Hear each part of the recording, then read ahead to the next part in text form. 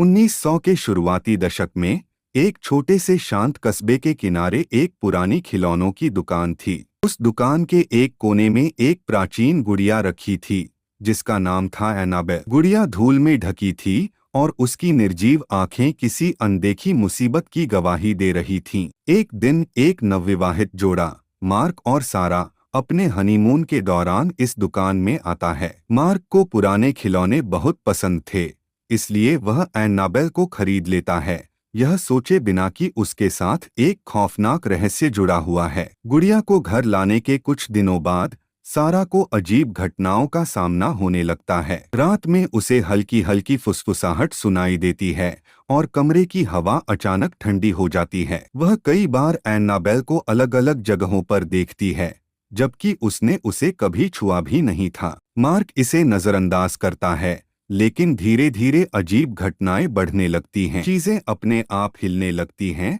और सारा को ऐसा महसूस होता है कि कोई उसे लगातार देख रहा है। डरी हुई सारा एक स्थानीय माध्यम से संपर्क करती है। माध्यम घर में प्रवेश करते ही डर जाती है।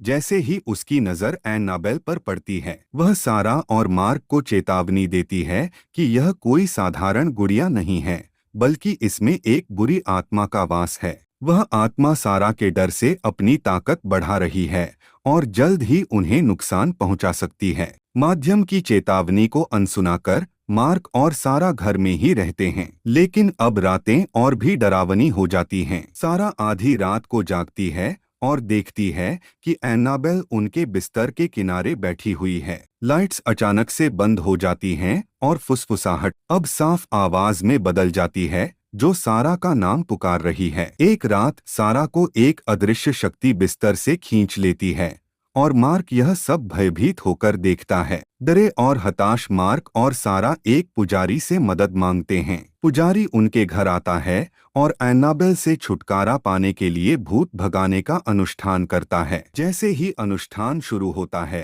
एनाबेल की आंखों से लाल रोशनी निकलने लगती है और पूरे घर में एक भारी ऊर्जा फैल जाती है। दीवारें हिलने लगती हैं और हवा में एक बुरी उपस्थिति महसूस होती है। बहुत मुश्किल से पुजारी उस आत्मा को फिर से गुड़िया में बांधता है और उसे एक पवित्र बॉक्स में सील कर देता है। कुछ महीने बीत जाते हैं और सारा और मार्क फिर से सुरक्षित महसूस करने लगते हैं। एक दिन सारा के दरवाजे पर एक अज्ञात पैकेज आता है। पैकेज खोलते ही वह देखती है कि पवित्र बॉक्स टूटा हुआ है और एनाबेल गायब है।